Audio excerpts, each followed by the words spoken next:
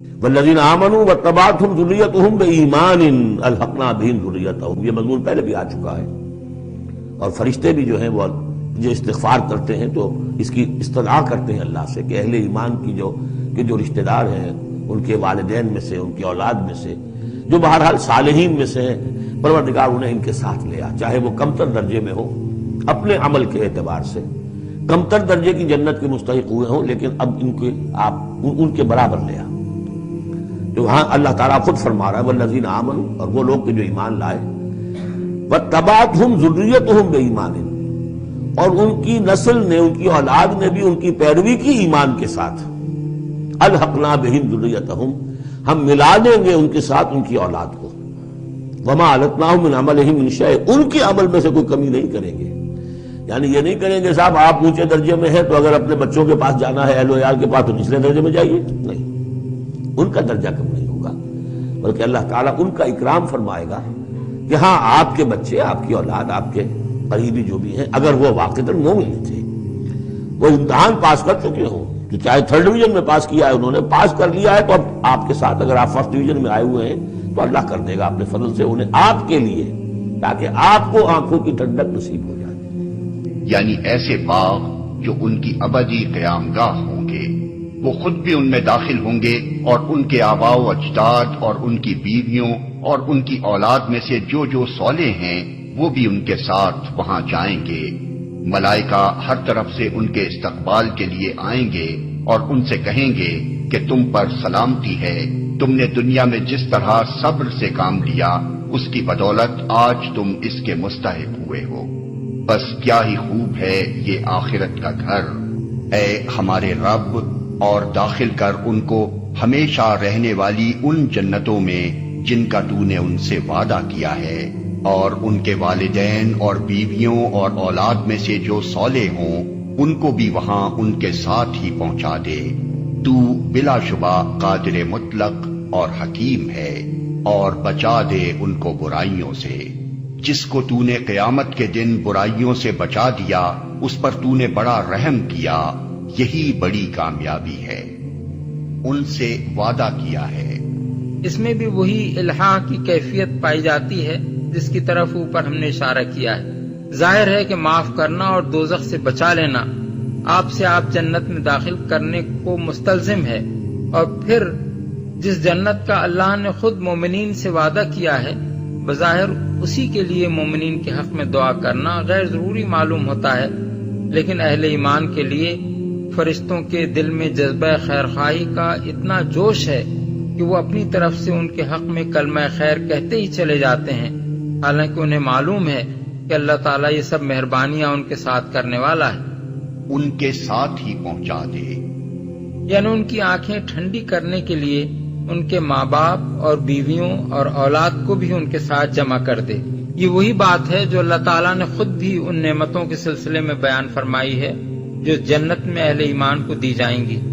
ملاحظہ ہو سورہ رعد آیت 23 اور سورہ طور آیت 21۔ سورہ طور والی آیت میں یہ تصریح بھی ہے کہ اگر ایک شخص جنت میں بلند درجے کا مستحق ہو اور اس کے والدین اور بال بچے اس مرتبے کے مستحق نہ ہوں تو اس کو نیچے لا کر ان کے ساتھ ملانے کے بجائے اللہ تعالیٰ ان کو اٹھا کر اس کے درجے میں لے جائے گا۔ جو لوگ ایمان لائے ہیں اور ان کی اولاد بھی کسی درجہ ایمان میں ان کے نقش قدم پر چلی ہے، ان کی اس اولاد کو بھی ہم جنت میں ان کے ساتھ ملا دیں گے اور ان کے عمل میں کوئی گھاٹا ان کو نہ دیں گے۔ ہر شخص اپنے کسب کے عوض رہن ہے،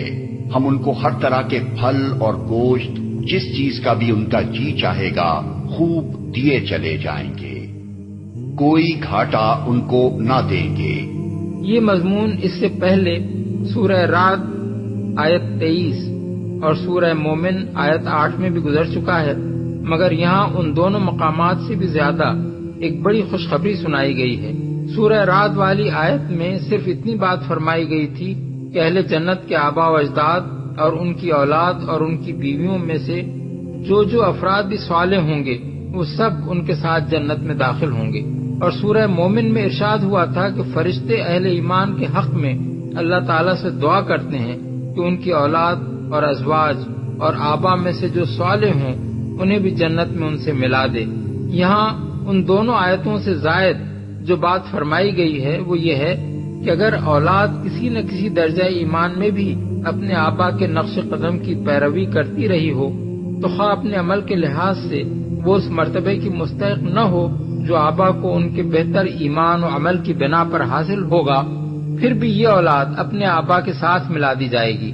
اور یہ ملانا اس نوعیت کا نہ ہوگا جیسے وقتاً فوقتاً کوئی کسی سے جا کر ملاقات کر لیا کرے، بلکہ اس کے لیے الحقنا بہم کے الفاظ استعمال کیے گئے ہیں، جن کے معنی یہ ہیں کہ وہ جنت میں ان کے ساتھ ہی رکھے جائیں گے۔ اس پر مزید یہ اطمینان دلایا گیا ہے کہ اولاد سے ملانے کے لیے آبا کا درجہ گھٹا کر انہیں نیچے نہیں اتارا جائے گا، بلکہ آبا سے ملانے کے لیے اولاد کا درجہ بڑھا کر انہیں اوپر پہنچا دیا جائے گا۔ اس مقام پر یہ بات بھی سمجھ لینی چاہیے کہ یہ ارشاد اس بالغ اولاد کے بارے میں ہے جس نے سن رشد کو پہنچ کر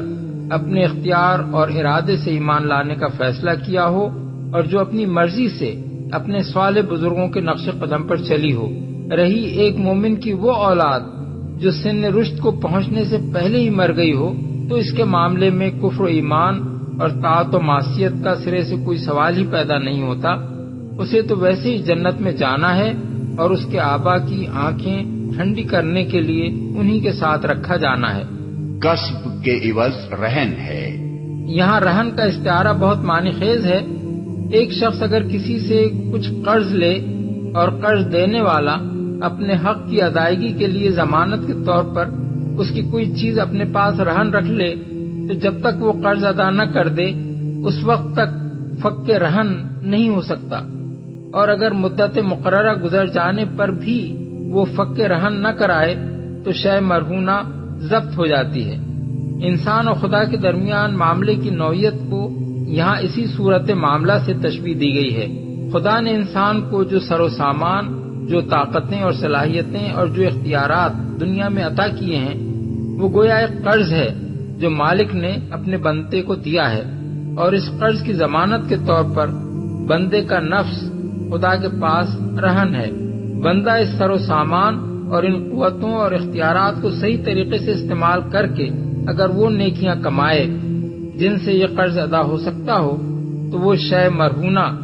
یعنی اپنے نفس کو چھڑا لے گا، ورنہ اسے ضبط کر لیا جائے گا۔ پچھلی آیت کے بعد یہ بات اس لیے ارشاد فرمائی گئی ہے کہ مومنین صالحین خواہ بجائے خود کتنے ہی بڑے مرتبے کے لوگ ہوں، ان کی اولاد کا فک رہن اس کے بغیر نہیں ہو سکتا کہ وہ خود اپنے کسب سے اپنے نفس کو چھڑائے۔ باپ دادا کی کمائی اولاد کو نہیں چھڑا سکتی،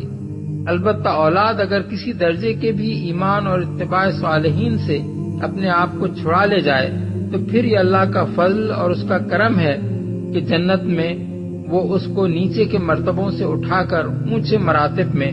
باپ دادا کے ساتھ لے جا کر ملا دے۔ باپ دادا کی نیکیوں کا یہ فائدہ تو اولاد کو مل سکتا ہے، لیکن اگر وہ اپنے کسب سے اپنے آپ کو دوزخ کا مستحق بنا لے تو یہ کسی طرح ممکن نہیں ہے کہ باپ دادا کی خاطر اسے جنت میں پہنچا دیا جائے۔ اس کے ساتھ یہ بات بھی اس آیت سے نکلتی ہے کہ کم درجے کی نیک اولاد کا بڑے درجے کے نیک آبا سے لے جا کر ملا دیا جانا دراصل اس اولاد کے کسب کا نتیجہ نہیں ہے بلکہ ان آبا کے کسب کا نتیجہ ہے۔ وہ اپنے عمل سے اس فضل کے مستحق ہوں گے